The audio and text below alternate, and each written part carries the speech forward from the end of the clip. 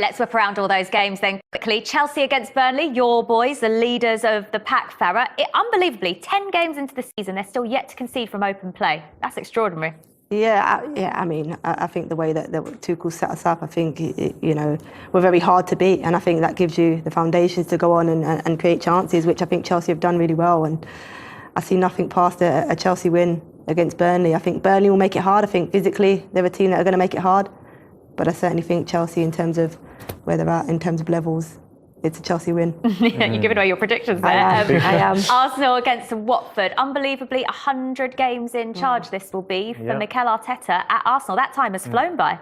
He has, yeah. Like I say, it feels like overnight since he started, really. But, they've clearly got a big plan there because there have been many times over those 100 games when he could have potentially got the sack. So fair play for him for sticking in there. They've said all along that he's the right man for the job. And I hope he does well. They do make progress, but they also, they take 2 steps forward, 1 step back. But look, we'll have to wait and see what their overall plan is. But on their day, they can play against the best, but that day's hard to come by every now and then. And what kind of Watford will turn up for this game, do you think? Because we've seen a bit of everything from Claudio Ranieri so far, haven't we?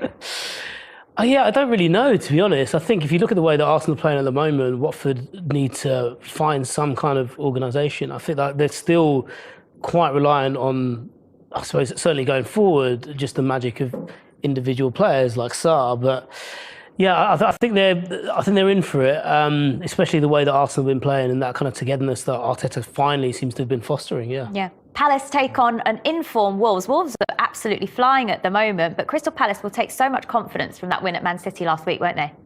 Yeah, I'm excited for this one. This is a fixture that excites me. I think Crystal Palace are in a great moment. I think the way that Patrick Vieira has Crystal Palace playing is really exciting. Some real good young talent in there with a little bit of experience around that. And as we've seen, Wolves are certainly finding their way, and the fixture against Everton, the way in which they perform, the dominance in terms of their performance is exciting. So you're starting to see the style of play in both of these two teams now, and I think it's going to be the exciting fixture of the weekend. Yeah, Leeds take on Leicester. This is a really intriguing game because Leeds won last time out, looking to win back-to-back games the first time this season, but Leicester are in the bottom half of the table. They've had a bit of a stuttering start. Yes, it's surprising. The last couple of seasons they've been knocking on the door for the top 4th spot. Everyone was kind of expecting them to kick on again. But look, you're going to have 2 good footballing sides. It wouldn't surprise me if there's an awful lot of goals. Leeds only know how to play one way. But like I say, it's probably, it is a good time for them to play Leicester. Otherwise, on normal form, you'd say Leicester would be the big favourites, but not at the moment. Why do you think Leicester have started the way they have? I don't really know, to be honest. I think they had some issues at the back. I think when they signed Vestergaard, I think there was a sense that, I suppose losing Fofana really in pre-season, and that seems to have a knock-on effect with Soyuncu, who seems to be struggling as well. And I think once they lost that core at the back, there was a real sense that they would, when they didn't have that solidity, they couldn't really build any momentum going forward. Players like James Maddison coming back into contention has been good for them. I think he'll certainly, the way that Leeds play, he's going to get a lot of space to exploit. And I'm kind of siding with Glenn on this one. I reckon goals will be the order of the day, and it might be that Leicester come out of what might be quite a frenetic game with a win that kind of sets them on their way. Okay, and Brentford against Norwich. Norwich, rock bottom, still looking for their first win of the season, but face Brentford at a time where they've lost their last 3 in a row. Could you see this being Norwich's first victory? I think Norwich will see it that way. I think they'll see it as, you mentioned they picked up 4 points last season against them.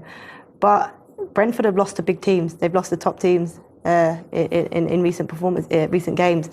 I see a Brentford winner at home as well. I think, losing like winning becomes a habit, and I think certainly Norwich are on that downward spiral in terms of defeats and having no momentum in terms of finding a way to win. I don't think they've got that. I think they've come into the Premier League really naive in terms of they're that yo-yo team. When they come up, they seem to accept that they're going to go straight back down. So I see a Brentford win tomorrow. Okay, let's take a look then at your predictions, Farah. And you've just given that one away there, that Brentford are going to beat Norwich. Let's head straight to Manchester Derby, though. Who have you picked there? Won or draw?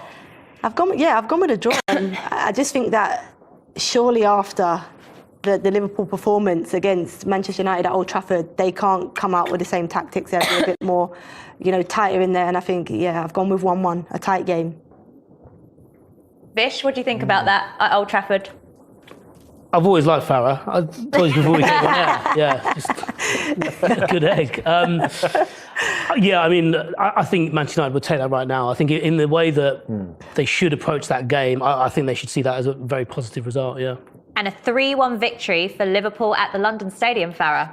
Yeah, and I just said the form that Liverpool are in at the moment is frightening, certainly in that final third area. And I think, as I mentioned, the fatigue that West Ham are starting to show. Yes, they made changes in midweek and rested players, but I think Liverpool will be too good for them at the weekend. And no surprise, you have gone for another Chelsea victory. Of course you have.